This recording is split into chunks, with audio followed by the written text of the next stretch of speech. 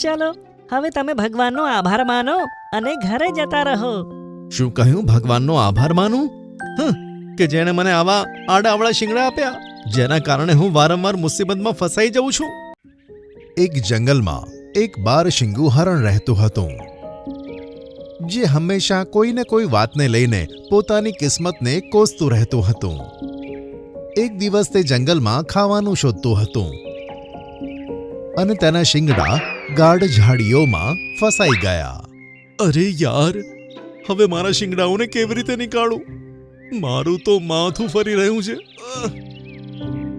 તે કલાકો સુધી ઝાડીઓમાં આ રીતે ફસાઈ રહ્યો અને પોતાને કોસતો રહ્યો. હે ભગવાન, કમ સે કમ કોઈને તો મદદ માટે મોકલી દે. એટલામાં એક કાચબો ધીમે ચાલતો ચાલતો તેની પાસે આવ્યો.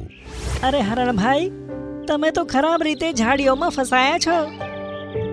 મારી ફૂટી કિસ્મત કે મદદ માટે આ કાચબો આવ્યો, જે કશું નહીં કરી શકે.